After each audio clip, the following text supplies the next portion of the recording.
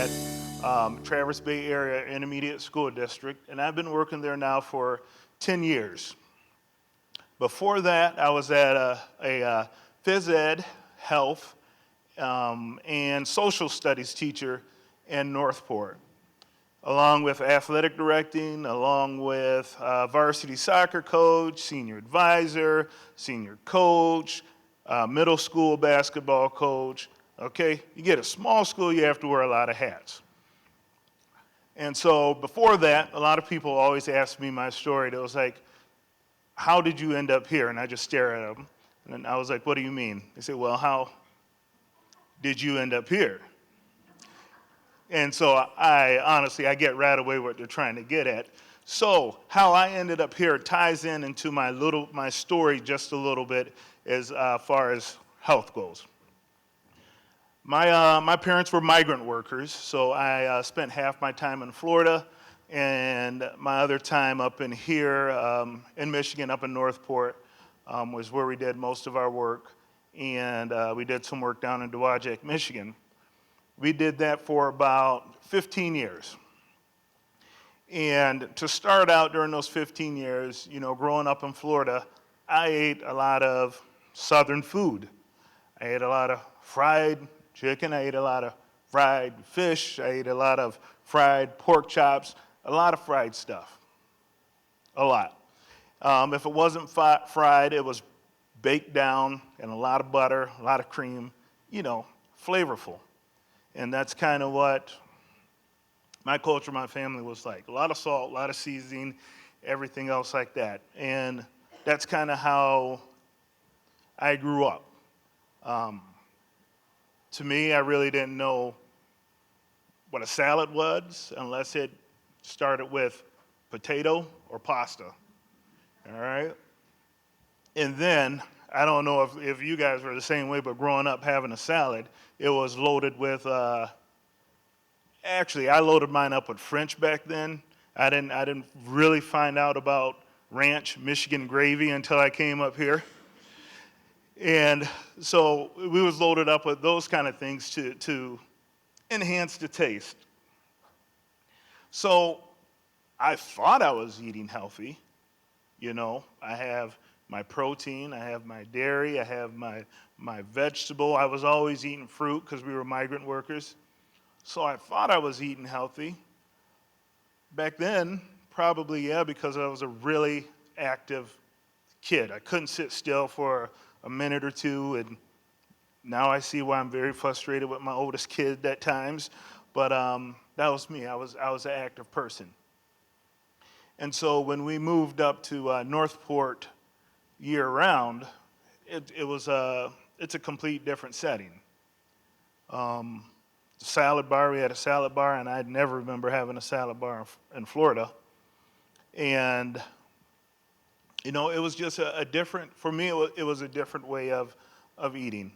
And, we still couldn't go out. We couldn't afford some of the healthier items. So, yes, some of you guys will know what I'm talking about. We would eat the Spam out of a can. And on Facebook, they just came out. I saw it with pumpkin spice Spam. Yeah, I saw it today on Facebook. It said pumpkin spice Spam. Yuck. Yuck. And so we'd have Spam, we'd have the little potty meat cans, the little Vienna sausages, sardines, and that's kind of what we ate. I was the youngest of 8. I should probably start out by that too. So 4 boys, 4 girls, feeding a family like that, you can't always put a whole bunch of money into it. Okay. Also, we lived off the church pantry. My dad was a pastor, and so we lived off the church pantry too. So we would go get things out of the pantry, and those things weren't the healthiest. I ate a lot of fruit roll-ups, a lot of fruit snacks, because those are the things that was in the pantry. And I felt like I could eat those things. Now that I look back at it, I was like, yeah, I could eat those things. Why? Because I was always active. I would play soccer. I would play basketball. In Florida, I'd grab a broomstick and a tennis ball. I'd think I was playing baseball. I was a pretty active kid. When I started teaching at Northport, it was, again, teaching you're back to eating the same school lunches, unless you bring your own. You remember to bring your own. There was plenty of times I either left it on the counter, or I left it in the fridge, or I just left it on purpose because it was square pizza day. And I started, just going through regular ways. And I remember Janice, she was our food service director there. And I was going through, she was like, "You want some of this?" I'm like, "Uh-uh." She was like, "You want, uh-uh?" She was like, "Okay." So I'd come back through, and she was just like, "You know what, Marshall? You're the phys ed health teacher. You need to start eating some of these green leafy vegetables type stuff."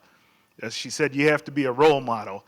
And I'm looking at her, I said, "Oh, why you got to pull that card out? Kind of let me be me." And so I did. I was like, "Just fine, just put it on there. Just put it on there." And so my plate got loaded up, and I came back, and I was like, "You know what? That was actually really good." And she was like, "I told you." And so every time I would come through, she would load my plate up, and it was really good.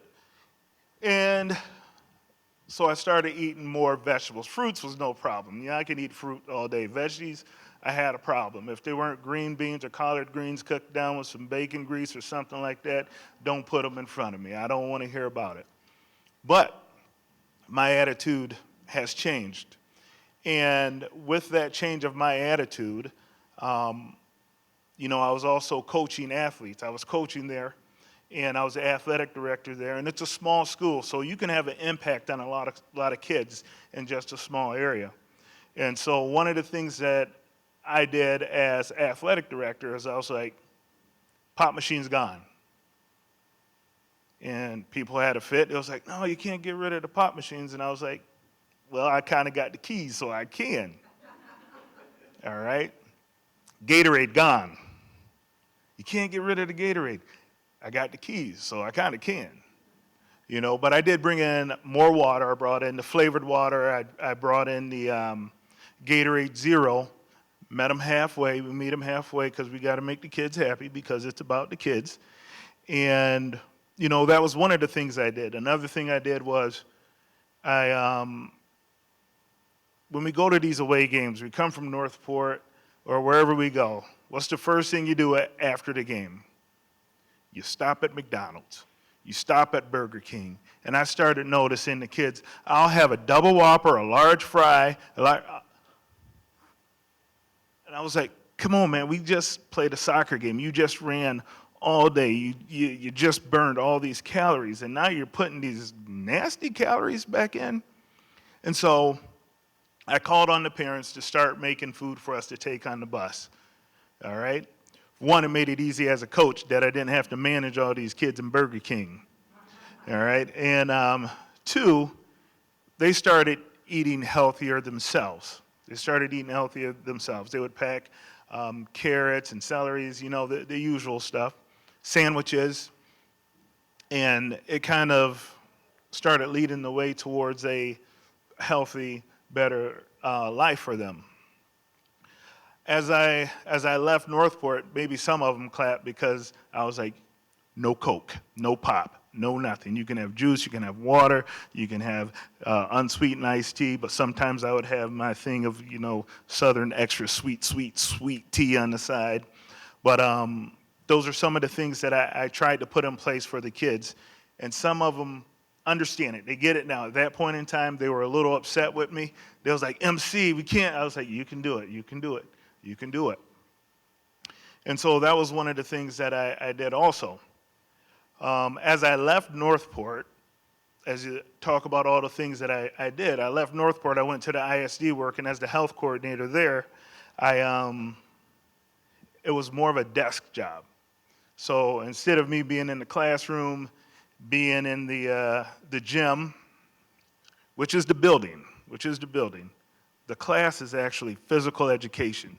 So I have this argument with, see, my ADD just took me off track again. I have this discussion with people because they're like, my kid has gym. And I'm like, no, your kid has physical education. Gym is the building. They're getting educated about physical fitness. It's physical education. All right? I got to give my line of work some kind of credit, right? And so it was a lot of sitting that I did, and I would have to get up and move or remind myself to get up and move, a lot of paperwork, emails, answering things, and I was like, you know what, this dude is gaining weight. And so I had to start taking even more care of myself because during that time, I think I gained like 25 pounds. Yeah.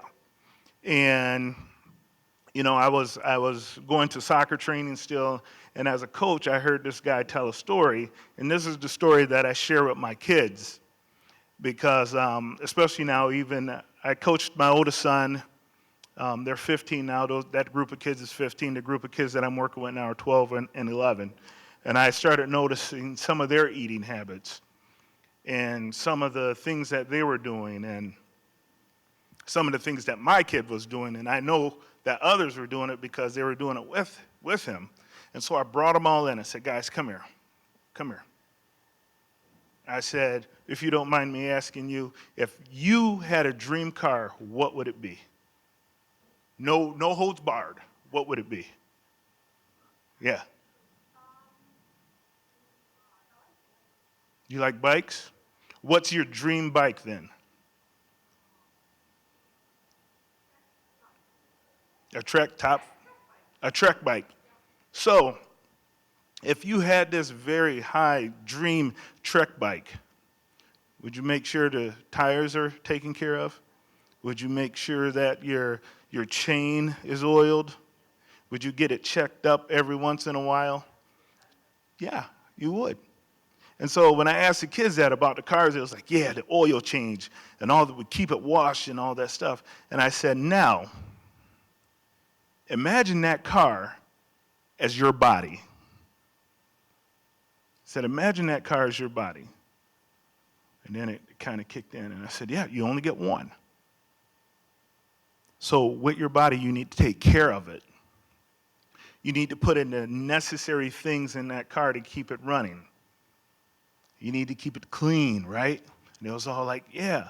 And so that's kind of the story, through coaching that I try to give my kids is that, every once in a while, I always tell myself, you got to remember that they're kids. You got to remember that they're kids. And the best thing you can do is plant the seed. They'll remember it here and there. You can't expect drastic change right away. Because if somebody was to come to me and say, you can't have gummy bears and take them from me, we'd have an issue. Just take a couple away. It's all about portions, right? And so that's the kind of message I try to give the kids with realizing that they are still kids, that they're going to want to play video games. But we got to limit the video games. We got to kick them outside and say, hey, go do something active. All right? They're going to want to eat junk food. That's kind of part of growing up. Limit the amount of junk food you eat. Still take care of your body. Still run. Take in some water. Eat healthier. Because the team I have, we travel a lot. And we travel to Detroit area a lot. So it's easy for parents just to swing through a Burger King, McDonald's, Wendy's, or anything like that to grab something as they go. And I've been trying to work with Jennifer Lyon at Table Health to try to put together a kind of like a guidance on what to eat for travel sports as you leave the day before the day of, how to really prepare into going forward in that, because we have a lot of kids in our area who play travel sports, whether it's soccer, basketball, hockey, lacrosse, or volleyball are big things that are picking up. So that's kind of my story, what I push for with coaching, my background of health, and I just tell them, keep your car nice. Don't end up looking like a minivan like me. You gotta keep your vision, especially if you're playing, a travel sport and you want to take it further to the next area. There are certain things that you have to do, not only to take it to the next area, but to take your body, take your life to the next level, so you can continue, so your car will continue to run for a long time. So that's about all I have. If you guys have any questions for me, I'll try my best to answer them. If I can't answer them, I'll say sorry.